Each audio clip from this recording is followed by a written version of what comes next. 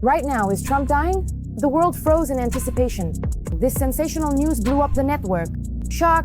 A deadly decision by the Ukrainian armed forces. This blow changed everything. Crimea, the most powerful attack. The gore burst in spectacularly. The Kremlin did not expect such losses. Trump suddenly snapped and challenged Putin, a decision that shocked everyone. China is deciding the fate of the war. Just moments ago in China, Putin said something no one expected. The details will surprise you. Sensation. India will enter the war. An incredible decision from New Delhi regarding Ukraine. Something terrible has come to light. Unbelievable. Europe has issued an ultimatum. New borders? Is it really true that a buffer zone will appear in Ukraine? Here's what the EU demanded. Or is this a behind-the-scenes deal? All this and more in our program Hotspot. Urgent. Trump is dead. The world is in panic. Shock. Sensational news has swept through the world's media. Donald Trump is dead. There are terrifying arguments in favor of this information. Why did Vance start talking about being ready to lead the country? And what is the current condition of the American leader? Watch for all the details. Trump is dead. Rumors have started spreading on Twitter, Telegram, and other online platforms about the possible passing of Donald Trump, who has not appeared in front of cameras or on live TV broadcasts for several days in a row.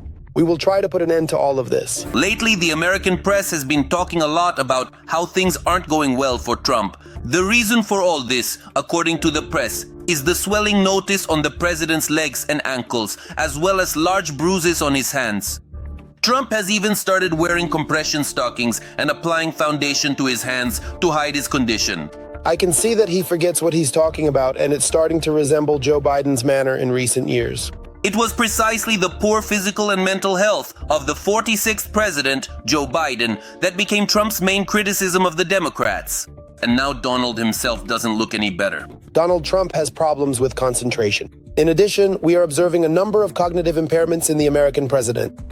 No matter how much the White House administration tries to convince journalists that the bruises on the president's hands are the result of constant and lengthy handshakes at meetings, the American press has already dubbed them Trump's black marks. On overseas television, radio, and podcasts, doctors and experts of all kinds are trying to analyze what is happening to Trump based on visible symptoms and are counting the days until his demise. Even members of his close circle don't know how he actually feels.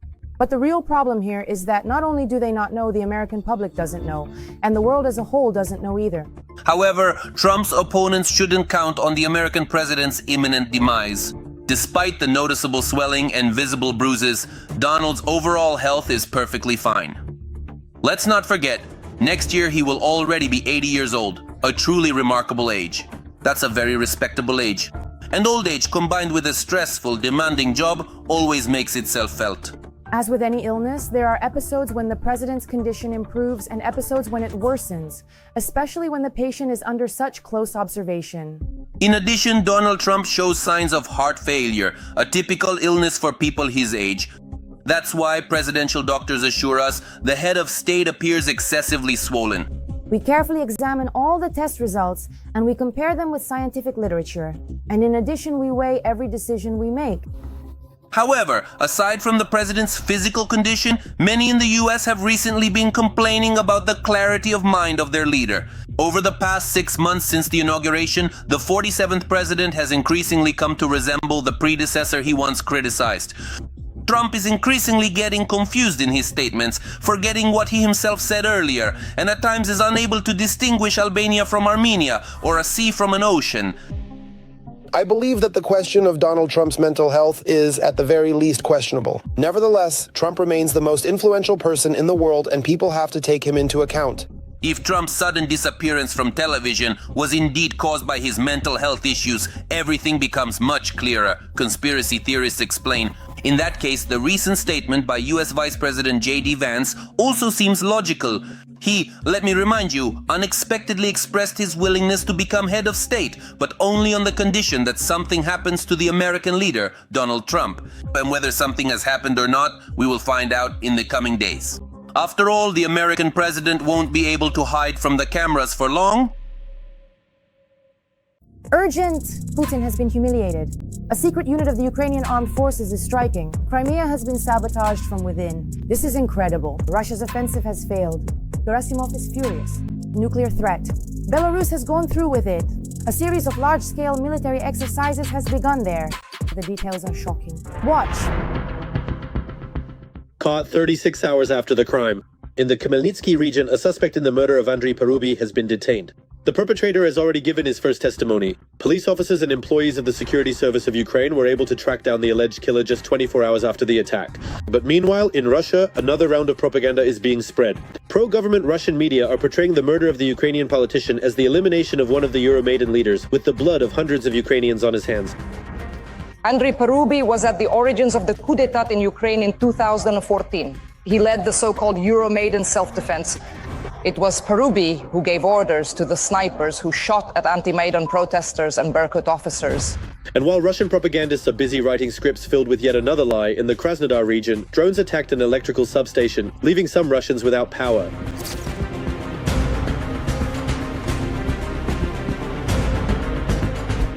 In addition, residents of Yelabuga in Tatarstan reported explosions, and Rosaviatsia announced the closure of the airports in Kazan and Nizhnekamsk. There were also explosions and fires in temporarily occupied Crimea.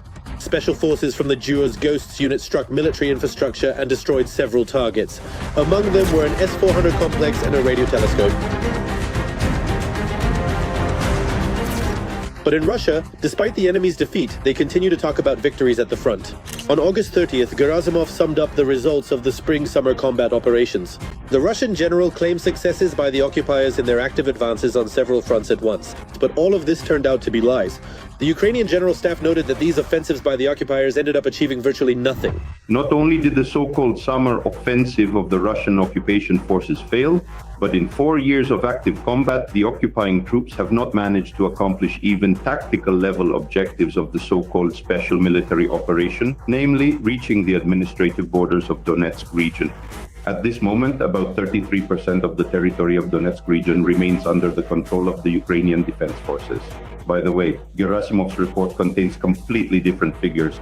Supposedly 27% of the territory of Donetsk region is under the control of the Ukrainian Defense Forces. Gerasimov's blatant lies were even criticized by Russian military bloggers.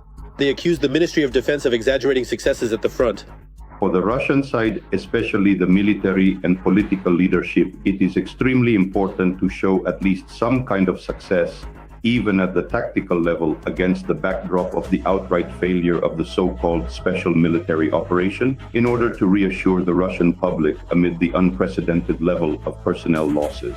Let me remind you that according to both Western intelligence agencies and the main intelligence directorate of the Ministry of Defense of Ukraine, the occupiers' losses have already exceeded 1,100,000 personnel. Meanwhile, CSTO exercises have begun in Belarus. According to statements from the General Staff, they are practicing the planning of the use of nuclear weapons during these exercises. The nature of the statements from both the Russian and Belarusian sides regarding the scenario of the exercises, including the rehearsal of the possible use of tactical nuclear weapons, should be regarded as elements of information operations by Russian special services. It should also be specifically noted that previous information from both the Russian and Belarusian sides about the redeployment of tactical nuclear weapons to the territory of the Republic of Belarus has not been confirmed.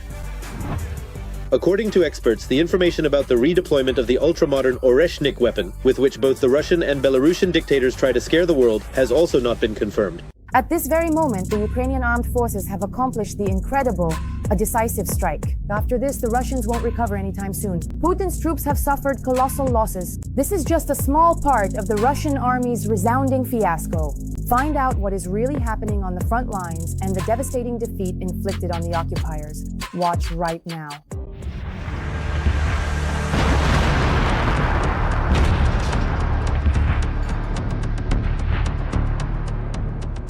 The Russian army has been encircled in the Donetsk region. The Ukrainian armed forces continue to regain control over new settlements, while Russian generals have been caught lying. Experts have analyzed the maps that the Russian General Staff used to report on the successes of their summer offensive. We've gathered the latest news for you, what's happening on the front today. Доброго Dobropilya in the Donetsk region, a point that just a week ago was a cause for concern for our command, is now a section of the front that the Ukrainian armed forces can be proud of. The salient that Russia created in our defensive line has been cut off, the military reports, and the entire group of occupiers is now encircled. The destruction of the enemy today is only a matter of time. Understanding this, Russian soldiers themselves often surrender here. Oh well, that's how it truly is. It's 1 against 3 opponents. Because that's right, the 93rd is at work. However, the Donetsk region itself remains a section of the front where Russia is trying to break through most persistently. 2/3 of all enemy losses are concentrated right here. The objective has remained unchanged for many months: to take Pokrovsk at any cost. The Ukrainian armed forces are holding back the offensive with titanic effort. Whether the Russian forces are truly able to encircle or definitively capture the crucial Pokrovsk defensive stronghold will ultimately determine the significant advance toward the strategically important Kostiantynivka, Druzhkivka, Kramatorsk, and the broader Kramatorsk defensive area, and the undeniable fact that after the initial Russian breakthrough to the northeast of Dobropilya, they essentially abandoned to their unfortunate fate those specific units that ended up completely surrounded by our resilient defense forces. Well, it profoundly shows that they simply do not genuinely care about their own people, demonstrating a clear disregard for their well-being. In addition to the direction toward Dobropilya, the Ukrainian armed forces have also achieved successes near Kupiansk in Donetsk region. For example, the spokesperson for the Dnipro troop grouping reported the liberation of the village of Murin, from which the Russians were completely driven out and where a clearing operation was carried out the day before. Kupiansk. There is indeed significant work underway to liberate some of our locations. Let's not get ahead of ourselves, but I think that with our counter-attacking actions, we will be able to improve the situation somewhat. At the very least, the enemy has not been able to move heavy equipment across the Oskil River. This is something the enemy has been trying to do for probably a year, more than a year, in order to establish suitable bridgeheads. And of course, the work of the counterintelligence reconnaissance group is ongoing. Recently, the Zaporizhzhia direction has also become more active, according to our military. The Russians no longer have enough forces to launch an assault there without losing effectiveness elsewhere. Their solution was to redeploy forces that had been fighting in the Sumy region and in the Kursk region closer to the sea. This is a Marine infantry strike force, but when they bring fresh Marine and airborne forces into the Sumy and Kursk regions, those already worn out in battles, they are then transferred to the Zaporizhzhia direction. Yes, indeed, these are undeniably the most thoroughly prepared forces for significant offensive operations, but to a very large extent, these are now considerably depleted units and formations, unfortunately. The result of such a regrouping did not take long to appear. For several weeks now, the defense forces have been advancing in the Sumy region. This significant trend continues even today.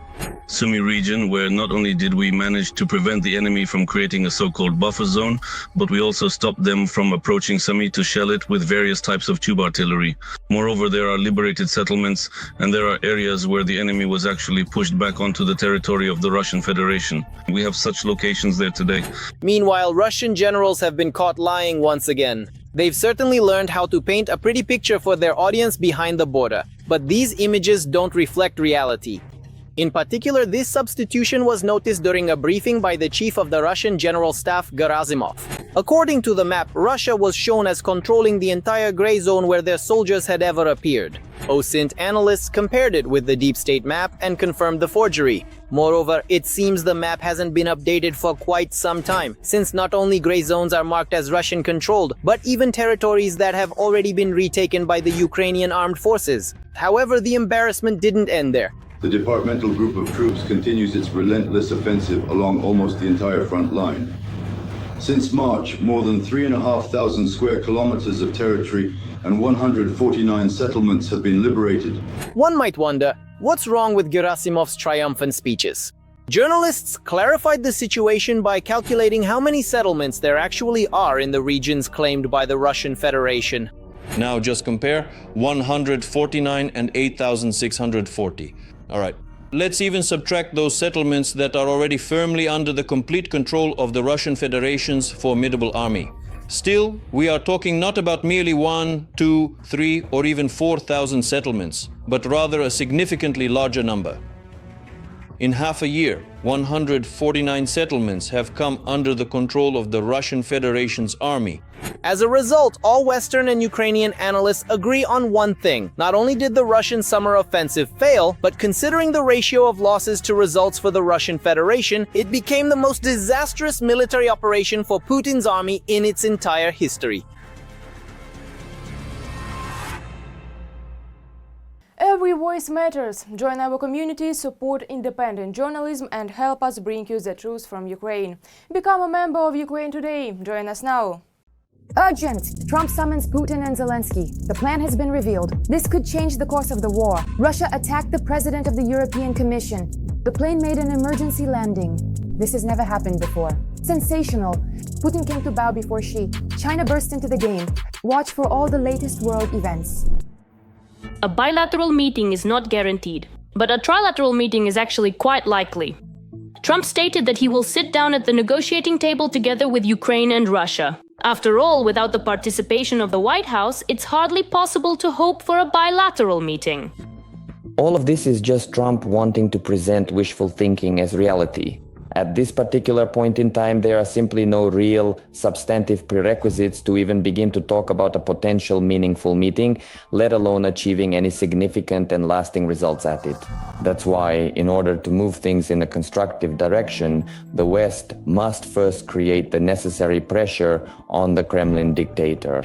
But for now, Trump has not specified the time or place.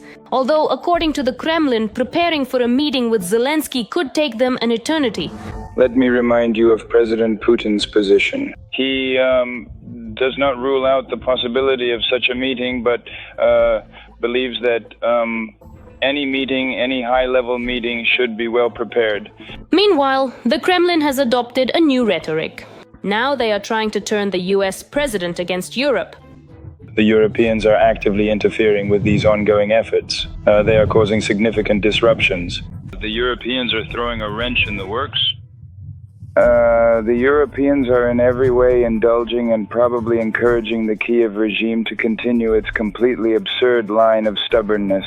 Putin's henchmen accuse European countries of deliberately prolonging the war in Ukraine, making nuclear threats against Western states, and claiming that a Russian victory is inevitable. Does the Kremlin really feel so threatened by the Europeans? Obviously, first of all, Russia needs an external enemy.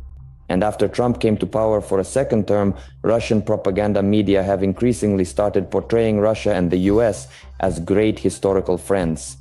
The remarks and attacks by Russian speakers towards Europe are, in fact, quite obvious in nature and are directly related to the fact that European countries have a very clear and understandable stance on Russia as a whole. But what about Trump?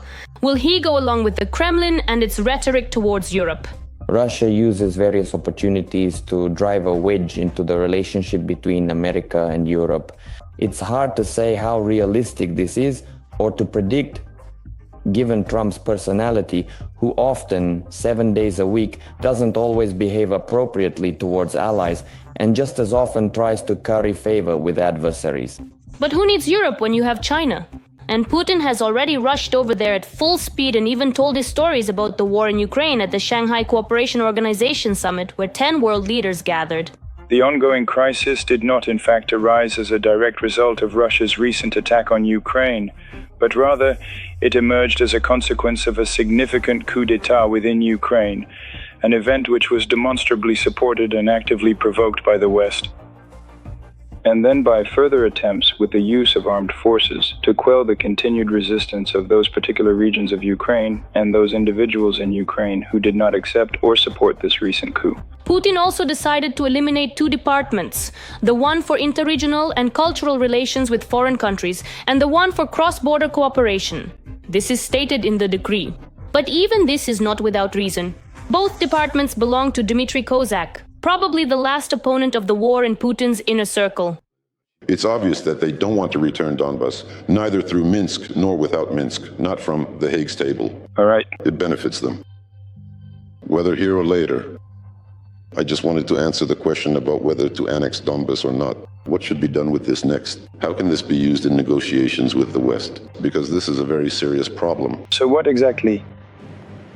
Yeah, exactly. You can never have too much, Putin. Now, video addresses from the Russian dictator will be shown to school children of all ages at the start of the Conversations About Important Things lesson on September 1st.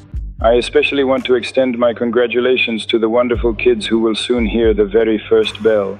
For you, our dear first graders, a new, responsible, and I'm sure exciting time is beginning. And of course, how could we do without the so-called special military operation? In Russia, assignments mentioning the special military operation have appeared for the first time in the Unified State exam demo version. For example, you have to choose from a list the traits of 25-year-old Alina that are of a social nature.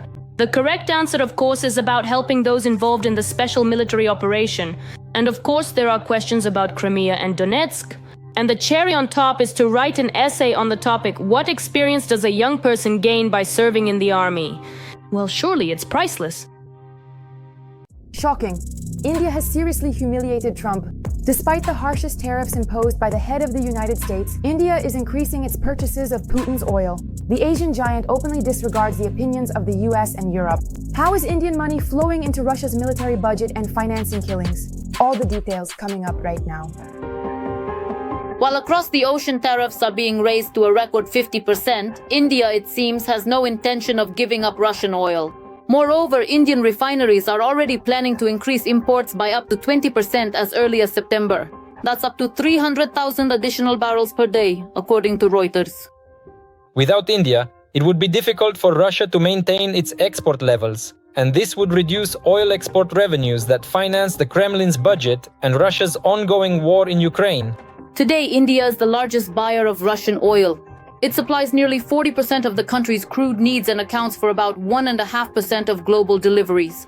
For Moscow, this is a lifeline. For the US, it's a challenge that undermines the strategy of sanctions pressure. During the war, India has significantly increased the share of Russian oil in its overall imports, raising it by almost 10 times, and by some estimates, even a bit more than 10 times. And now let's see how Trump will act with India. America sees this as a direct threat. Finance Minister Scott Bessent openly stated, New Delhi's profits from trade with Moscow during the war in Ukraine are unacceptable. And Donald Trump, once again relying on tough rhetoric, threatened, if the purchases continue, the tariffs will not be 50, but even higher. Right now, the tariffs are the highest in Asia. India will ultimately have to make a very significant choice. Russia and the substantial opportunity to potentially earn about $100 billion, or say a more modest $50 billion from Russia, but under the same challenging circumstances, effectively and severely jeopardize almost all of its valuable exports currently going to the United States, which collectively amount to approximately $300 billion annually. Given that the Indian government has always been remarkably pragmatic in its approach, it's abundantly clear that they will inevitably have to choose the United States and either significantly reduce or completely cease their purchases of Russian oil, at the very least bringing it down to a mere 5%, which is essentially a substantial tenfold decrease compared to their current existing levels of acquisition. And this will, I'm not afraid to say it, deal a devastating blow to the Russian economy. In annual terms, Russia will lose, let's say, about $50 billion from India, which means a very serious loss for the Russian state budget, which is certainly not going through its best times. The budget will fall short by $20 to $25 billion. If we're talking again in annual terms, that's already a significant figure. However, for now, Russian oil is going to India with a substantial discount, and domestic refineries are increasing their processing. Moreover, Ukraine's strikes on Russian plants have destroyed at least 17% of the aggressor country's capacity. Now Moscow is forced to send even more raw materials abroad. And for New Delhi, this is of course a window of opportunity. Many people will lose their jobs almost immediately because the tariffs will affect labor-intensive industries such as textiles, jewelry, and shrimp farming. This will also impact the stability of the currency. After all, the US accounts for 20% of our exports and about half of our export industries will be affected. All the orders we received from the US have now been cancelled. Clients have asked us to suspend the fulfillment of previous orders and all production until the situation with the tariffs is resolved. Thus, Delhi found itself in an extremely difficult dilemma. On one hand, cheap oil and strategic access to raw materials from Russia. On the other, the threat of losing its largest trading partner and collapsing its own export market. Trump made the choice simple, either business with the US worth hundreds of billions, or cheap oil from Russia. For Moscow, the stake is obvious: to retain at least one major buyer while the sanctions noose tightens ever more. But if Delhi ultimately leans toward Washington, the Russian economy will lose tens of billions of dollars, along with the resources needed to continue the war against Ukraine. Urgent. The new borders of Ukraine. European leaders are secretly discussing the creation of a 40-kilometer buffer zone between Ukraine and Russia. Rumor has it that this idea has already been supported by Moscow, a secret plan without US involvement. Could it be that Ukraine will be asked to make territorial concessions? The details will surprise you. Watch. The creation of a 40-kilometer-wide buffer zone, this is the initiative being considered by European partners as part of a peace agreement, according to Politico, citing anonymous sources. Allegedly, according to journalists, Moscow has supported the idea. There has been no response from Ukraine yet, and that's not surprising, because the creation of a buffer zone would most likely mean the loss of some territories currently controlled by Kyiv. This idea from politicians has only been openly commented on by Jim Townsend, a former Pentagon official who oversaw policy on Europe and NATO in the Obama administration. They're grasping at straws. The Russians aren't afraid of the Europeans. If they think that a couple of British and French observers will stop them from marching into Ukraine, they're mistaken. European diplomats are trying not to comment on the actual partition of Ukraine. It's also unclear who is ready to send their peacekeepers and when. So far, only the French and the British have spoken positively. The commander of Lithuania's forces stated that his subordinates would only go to Ukraine in the event of a ceasefire or a peace agreement. The authorities of Poland and Germany are opposed, just like the United States. Another problem is the number of troops. As of today, NATO is having difficulties preparing rapid response forces to defend the alliance's eastern flank from a possible future Russian attack. This requires 300,000 personnel, while patrolling along a potential buffer zone would require an additional 40,000 to 60,000 servicemen. They will not only monitor compliance with agreements, but also train defense forces. NATO members are negotiating with US representatives about providing satellite intelligence and air support, although they do not expect much greater involvement. Senior Pentagon officials have already informed their European counterparts that the US role in any security guarantees for Ukraine will be minimal. The US Department of Defense did not respond to our request for comment. The United States is perhaps the only NATO country with a sufficient number of advanced satellites to effectively provide the crucial intelligence needed to thoroughly monitor whether the Russian Federation is truly complying with the specific terms of a potential ceasefire or a comprehensive peace agreement. These proposals from Europeans who are troubled by a bloody war on their doorstep are perceived by Ukrainians as empty words. If they actually provide troops, then yes, because other restrictions don't work on the Russians. On paper, it's not worth a damn. Send missiles, send troops, send weapons. That's a question for Europe. Is there actually any weaponry? No. Are they ready to send troops? They are.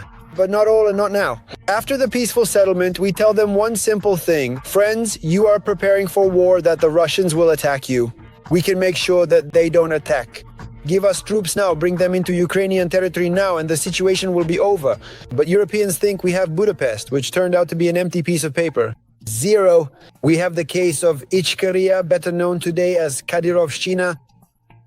It is interesting that the first to announce the creation of a buffer zone in Ukraine was the Russian dictator in the spring of 2025. Then this statement became a kind of justification for Russian military aggression in the Sumy and Kharkiv regions. After a massive attack on Ukraine, which killed 23 people in Kyiv alone, the Kremlin sent Maria Zakharova to the microphone. In plain Russian, she once again voiced the Russians' conditions. The peace treaty must include demilitarization, denazification, and a neutral, non-aligned, and non-nuclear status for Ukraine. Interestingly, Zakharova made this statement on the Day of Remembrance for the fallen defenders of Ukraine. It was established at the end of August for a reason. 11 years ago, the Russians, by agreement, allowed the encircled Ukrainian armed forces near Ilovaisk to withdraw through the so-called Green Corridor. But they did not keep their promises and simply shot unarmed soldiers as if at a shooting range. That's all. But for more breaking news from the front, tune in to the next episode.